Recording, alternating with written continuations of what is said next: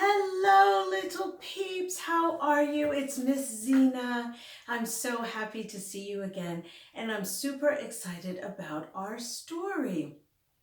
This story might be for a little bit older peeps, maybe from about age 5 to 7, but whoever your big peep is with you can decide. So you might notice that I'm wearing a nice hat and I'm all nice and dressed up. And that is because we are going to read a story about taking a train ride. And you're thinking, I don't dress up to get on the train, but this story takes place 100 years ago in the 1920s when people dressed up to go on the train. And we are going to read a fabulous story, and it's called Langston's Train Ride.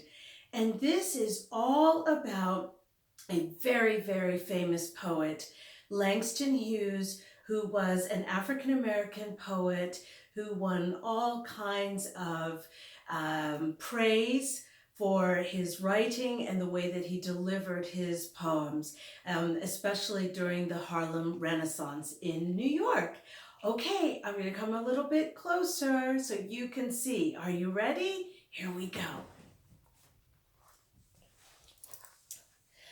Langston's Train Ride by Robert Burleigh, illustrated by Leonard Jenkins. Sunday afternoon in Harlem, and 125th Street is alive, swarming with people jumping and driving. I'm home. I love walking these streets, the faces, the men in their sharp Sunday suits, the women in their dresses the color of bright, hard candy, the vendors' voices like a rhythmic beat, a whir vibrating in the air. Everything I see speaks to me, to me. Look how dressed up everyone is. And you see the old cars? I'm on my way to one of the best days of my young life. Look out, Harlem. I'm coming through. My first book of poems out at last. I've got to make it to a party where all my friends are waiting just for me. I skit scat a little half dance on the sidewalk. Yes, I am a poet. I know it now, but there was a time when I wasn't so sure, not so sure at all. My heels click faster and faster on the sidewalk. That sound pulls me back to that time not so many years ago. I drift back and back some more. Clackety clack, clack, clack. Yes, I'm riding the rails with my head tilted against the seat. I listen to the sleepy click of the train wheels, resting my feet on the steel bar in front. Happily, I gaze out at the soft blur of trees through the dust-flecked window. It's 1920, and here I am, all of 18 years old. High school is behind me, and I'm traveling to Mexico to visit my father, who lives there. The train rumbles south and west, bumping and swaying, past green fields dotted with grazing horses and thin streams that dart suddenly out of the woods. See the pretty horses?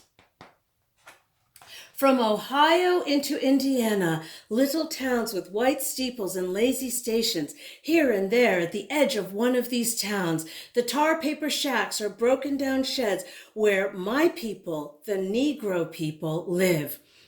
Start out with nothing sometime, my grandmother liked to say, and see how long it takes to work up to something.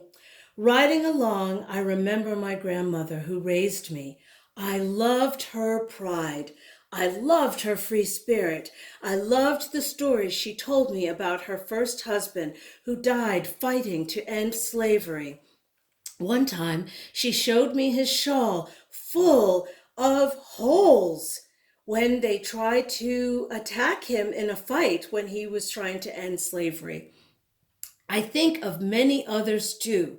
The black men and women in my church who cared for me, my Auntie Reed who cooked wonderful apple dumplings with butter sauce, and all the black folks I'd met while working in an ice cream parlor in Cleveland. They came north with nothing but their brave thunderclap laughter that said, "No matter what, I'll keep going."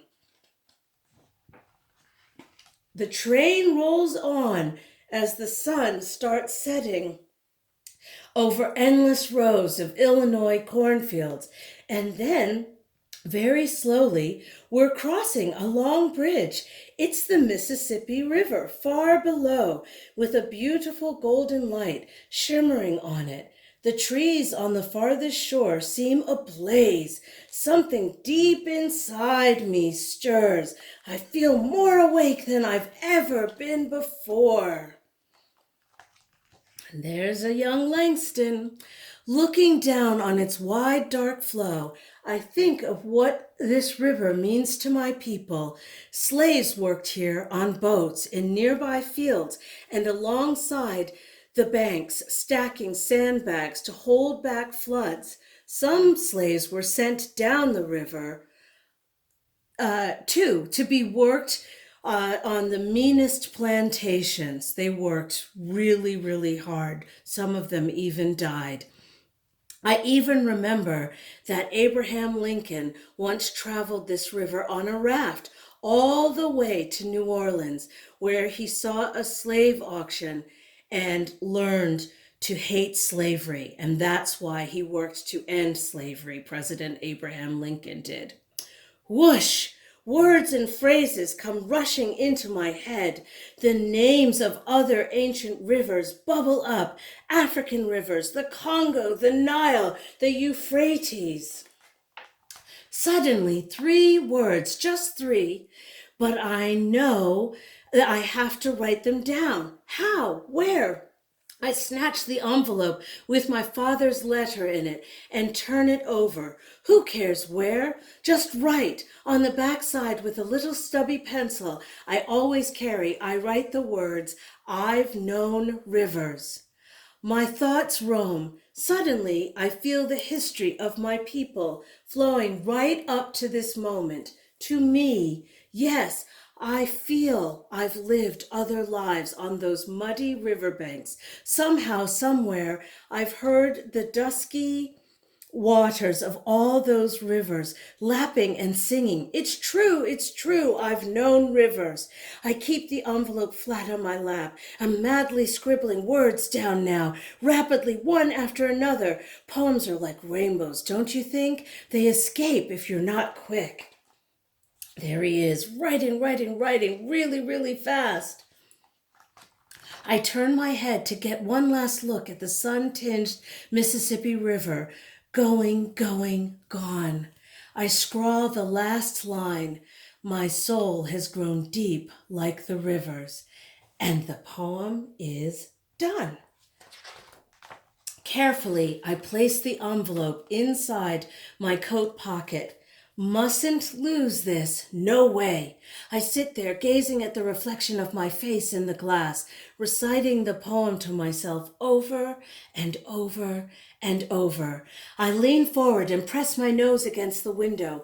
Everything is gathered up in one huge darkness, but as I stare out, I see a few tiny tots of light balanced on the edge of the horizon. Questions keep coming into my head. Am I really a poet? Is it possible? Can I sing my America too, as other great poets have sung theirs? Can I? Then, as I watch the far-off flickering lights, a very tiny voice inside me answers softly but firmly. Yes, it says. Yes, yes. I settle back in my seat. The wheels hum. The car sways gently. On and on. Suddenly, I hear the staccato street sounds again. A large crowd of people is waving at me. I arrive in front of the Shipwreck Inn. "Langston," someone shouts, "sit down and sign some books." So I do, still feeling the rhythm of that long ago train ride. Under my feet, a friend calls out, "Langston, read some poems, read some poems." I turn to my river poem. Everyone is still. As I read, I remember the glinting sun on the Mississippi River and the train wheels turning and turning, and how that poem flowed into my soul like an ancient river of love for my people. Rivers, I think, maybe we're all part of a big river that flows from way back to here and from here to who knows where. And this is the poem. The Negro speaks of rivers. I've known rivers, ancient as the world, and older than the flow of human blood in human veins. My soul has grown deep like the rivers. I bathed in the Euphrates when dawns were young. I built my hut near the Congo, and it lulled me to sleep. I looked upon the Nile and raised the pyramids above it. I heard the singing of the Mississippi River when Abraham Lincoln went down to New Orleans, and I've seen its muddy bosom turn all golden in the sunset. I've known rivers, ancient, dusky rivers. My soul has grown deep like the rivers. Langston Hughes. Okay, that's it. The end. I hope that you really enjoyed that important story and you got to hear a poem. Langston Hughes is one of the most famous and celebrated poets, not just African American poets, but poets. And I really hope that you learned something about him today. So thank you so much for watching. And big peeps, if you would like to subscribe to my channel, please hit the subscribe button at the end of the video. Okay, little peeps, I can't wait to see you again for the next story. And big peeps, thanks for watching too. Okay, bye-bye.